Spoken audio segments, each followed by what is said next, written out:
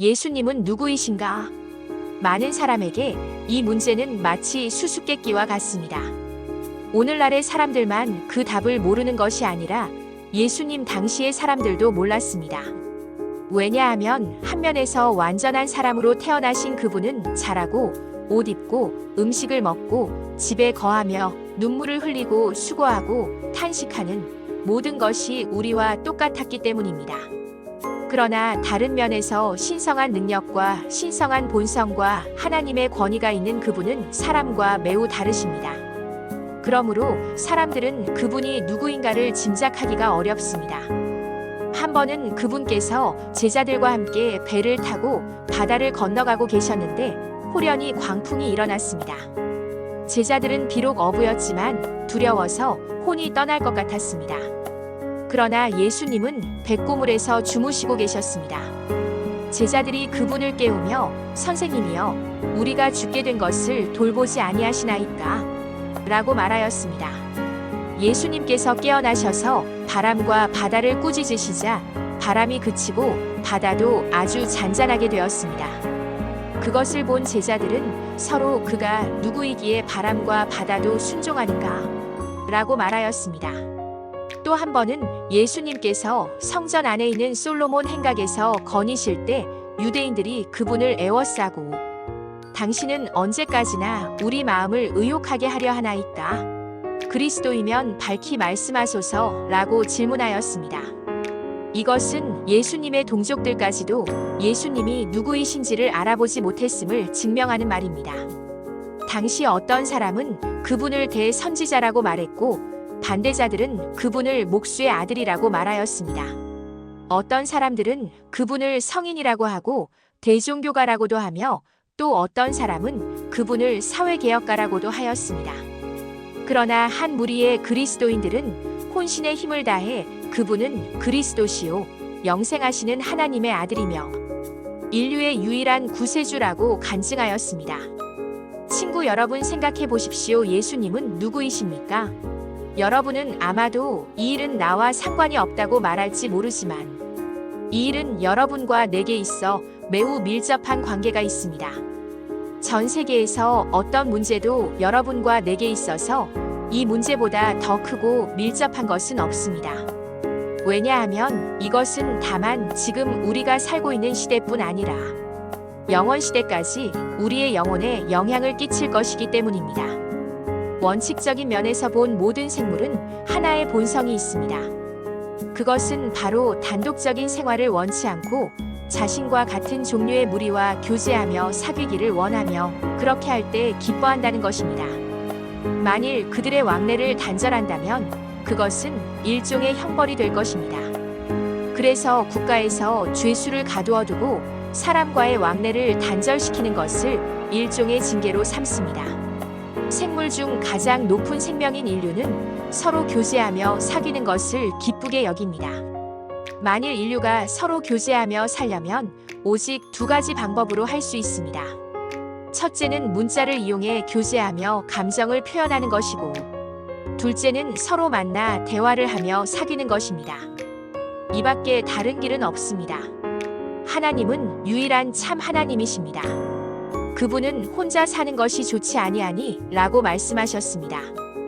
그렇기 때문에 하나님도 사람과 교제하며 사귀기를 원하셨습니다. 그런데 하나님의 생명은 사람의 생명과 다릅니다.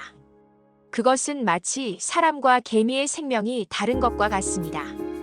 사람이 만일 개미와 교제하려고 한다면 한 방법은 반드시 개미가 이해할 수 있는 언어로 대화하는 것이고, 또 다른 방법은 개미로 변해서 서로 마주보며 대화를 나누는 것입니다.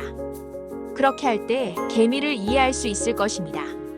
그렇기 때문에 하나님께서도 사람과 대화하시려면 역시 두 가지 방법밖에 없습니다. 첫째 방법은 하나님께서 그 사람의 말이나 문자를 통해 사람과 대화하심으로써 그분의 뜻을 말씀하시는 것입니다. 이것이 바로 성경입니다. 하나님께서 사람의 문자와 언어로서 선지자에게 계시하셔서 그분의 뜻을 사람에게 말씀하신 것입니다. 둘째 방법은 하나님께서 자신을 낮추어 사람이 되신 후 사람 가운데 오셔서 사람들과 대화하셨습니다. 이분이 바로 하나님의 아들이신 예수님이십니다. 여러분이 어떤 사람을 알려고 한다면 여러분은 반드시 그와 대화하고 그를 접촉하며 그의 언행을 본 후에야 그를 분명히 알게 될 것입니다. 우리가 예수님을 아는 것도 마찬가지입니다. 처음에는 사람들이 성경을 적대시하며 성경을 반대합니다. 그러나 조금만 연구하여도 그분의 인격이 비난을 받을 만한 점이 없다는 것을 알게 됩니다. 더 나아가 그분의 선하고 인자함 또한 그분의 입에서 나온 은혜의 말씀은 지혜의 가르침으로 가득한 것을 알게 됩니다. 그러면 자연스럽게 그분이 성인이라고 생각합니다. 더 나아가 그분께서 우리의 죄를 담당하기 위해서 십자가 위에서 피를 흘리셨고 우리를 의롭다 함받기 위해서 죽음 가운데서 부활하셨다는 것을 명백히 알게 됩니다. 그리고 실제적으로 여러 가지 체험을 통해 결국 그분이 그리스도시요 살아계신 하나님의 아들이심을 알게 되어 엎드려 경배하지 않을 수 없게 될 것입니다. 예수님이 하나님의 아들이심을 알게 된 그리스의 유명한 황제 알렉산더는 평민으로 가장하여 여러 지방을 자주 시찰하러 나갔습니다. 한 번은 대군을 이끌고 살림 인근에 주둔하였습니다. 하루는 알렉산더가 평복을 입고 부대 시찰을 나갔는데 호련히 길을 잃어버렸습니다. 이때 한 군관이 입에 담배를 물고 나무 밑에 누워 쉬고 있는 것을 보고 황제는 그에게 다가가서 사령부 쪽으로 가려면 어느 길로 가야 합니까? 라고 물었습니다.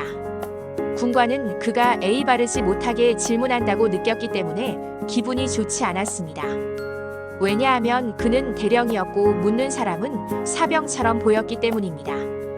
그래서 그는 알렉산더에게 너 내가 누구인지 알아맞혀봐. 내가 알아맞히면 어느 길로 가야 하는지를 가르쳐 주겠다 라고 반문하였습니다. 그러자 알렉산더는 상사입니까?